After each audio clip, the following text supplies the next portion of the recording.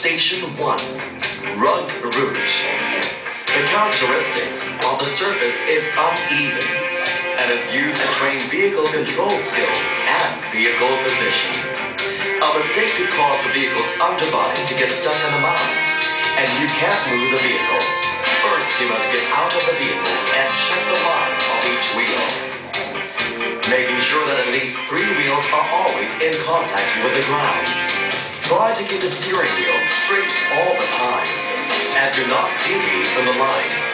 Also use low and steady speed. Station 2. Deep ditch route. This station was built as a ditch, about twice the width of the wheel. The important thing here is not to let 2 wheels go into the ditch at the same time. You must steer the wheel to the left or right and step on the brakes slowly without stepping on the clutch in manual models, so that you can keep the left or right wheel across the ditch as softly as you can. When the wheel is in the ditch, turn the steering wheel to create a 90-degree angle with the ditch and apply pressure on the accelerator so that the first wheel gets out of the ditch while the second enters it. Do the same for the rear wheels. Station 3. Steep slope route is a station used to test the vehicle and the driver. For the Isuzu D-MAX 4-wheel drive, touch on the fly. You don't have to apply pressure on the accelerator pedal. The vehicle will slowly climb up by itself.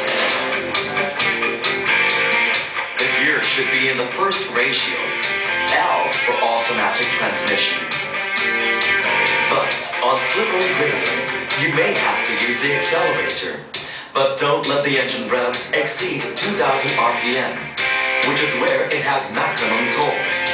And don't use the brakes when coming down a steep gradient, because the engine brake already does the job. But to keep the vehicle's speed down, the transfer case should be in 4L. And the gear should always be in the first ratio, or L for automatic transmission. The most important thing when going up or down a steep gradient is to progress slowly and always keep vehicles straight. When descending, never step on the brakes in such a way that the wheels are locked, because you will lose control of the vehicle. Station 4. Slope route. Comprised of a mix of high and low slopes. This station is used to train smooth climbing skills by using no more than 2,000 RPM engine speed.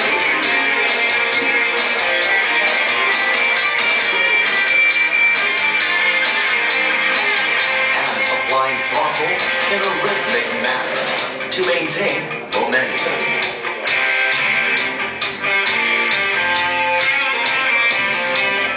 Warning, try to avoid high slopes because they could damage the suspension. Station 5. Rocky route. When driving in the forest, it is often that you will run into rocks, some small and some large. They may be slippery and cause the wheel to spin, while large rocks can damage the suspension. You must try to avoid them. So, you must first set the position of the large rock that you want to avoid. Then maintain constant speed and avoid using the clutch. Station 6. Narrow rugged route in the forest. This station consists of obstacles like logs and rugged surface, as well as a row of wood that can hit your vehicle. You should control the rhythm and maintain a slow momentum, and use as little clutch as possible. Squeeze the accelerator pedal lightly to power the wheel over the logs, and then let the vehicle come down by itself. Do this and use the side view mirror to keep a distance from the wood obstacles at the side. Station 7. V-shaped route.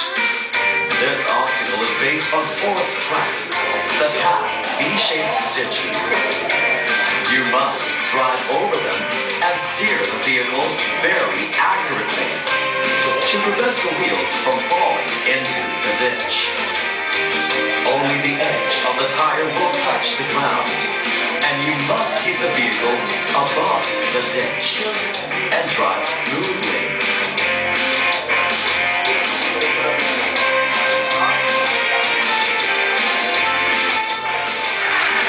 Station 8, Sand Crossing.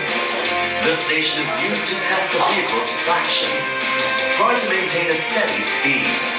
The technique for driving over sand is to reduce the tire pressure in order to allow more tire surface to make contact with the sand.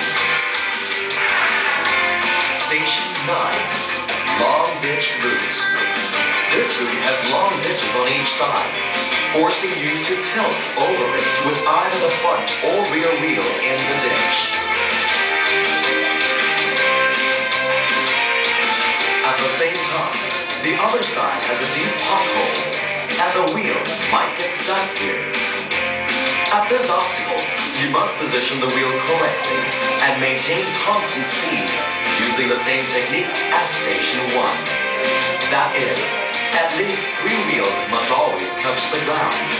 Be careful when going over the pothole, opposite the long ditch. If you need to accelerate, do so smoothly and sparingly.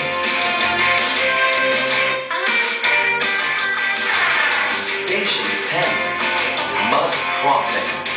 Select the low range at 4L and use the first gear. The 4 wheels will help move the vehicle with ease. Also apply throttle in a rhythm to get the wheels to turn in a rhythm, which will help you get rid of the mud on the tires. Also turn the steering wheel to the left and right continuously to fishtail the vehicle out of the mud. Lower tire pressure than normal would also help increase tire contact and get the vehicle out of the mud easily. A point to remember is that when stuck in mud, the steering will appear lighter than normal, and you may have turned the steering wheel 1 round without being aware of it. Keep a firm grip on the steering wheel to prevent it from snapping back if there are stones in the mud. If the wheel gets stuck in the mud, do not panic and rev the engine because the wheels will spin and sink into the mud further, creating a deeper rut. You may end up in a worse situation. Station 11, Deep Basin. This obstacle has a steep and long entry that you need to use 4L and second gear. Keep the revs at 2,000 RPM and the vehicle will have enough power to get you to the top. Then, you will have to go down a deep basin filled with rocks or cross a stream with high banks on each side. You should let the car roll down smoothly using the engine brake effect and without using the brakes. Use 4L and first gear, and if you need to use the brakes, do so smoothly and sparingly. Don't lock up the wheels. To get out of the basin, drive slowly and maintain at least 1,000 RPM. The vehicle will walk up from the basin by itself. Also keep the steering wheel straight, always.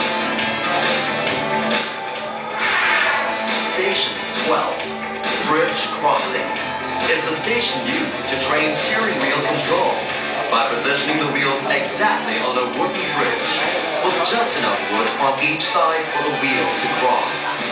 You should always keep the steering wheel straight. Both bridges are also close to each other, and if you suddenly turn for the second bridge, the rear wheel may not have cleared the first bridge, and the vehicle may fall off the bridge. You must make sure that the rear wheel has gone past the first bridge before turning the vehicle and then reversing to get in line with the second bridge. Station 13, Slope Stability. This station tests the confidence of the driver when having to drive over steep slopes. The first part consists of an entry, and what you must do is move slowly with constant speed and keep the steering wheel straight. The second part is the exit, and control is more difficult because the slope is on a turn. So if you feel that the vehicle is slipping out from the bend, You must maintain the steering angle and keep the vehicle moving slowly without stopping. Station 14. High-low winding hill.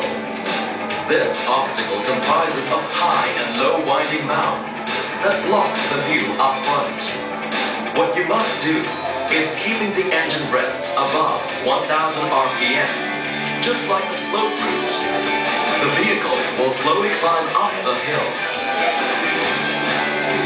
Keep the vehicle straight, and since you can see the route ahead, keep a distance with the edge of the route on the driver's side. After reaching the top of the hill, stop the vehicle and check where you want to go. You will see that the way ahead is a long and winding descending route with steep slopes. You should let the vehicle roll down smoothly with engine braking and use the brakes slightly. Be careful not to lock the wheels. Apply the brakes until the vehicle is about to stop, then release the pedal.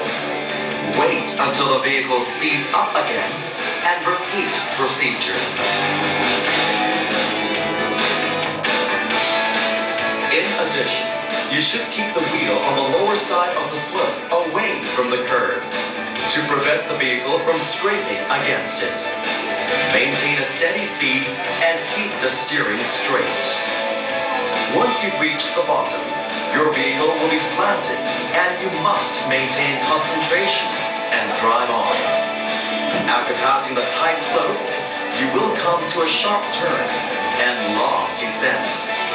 Drive slowly and be very careful here. The most important thing is do not panic and lose control. And do not apply the brakes until the wheels lock.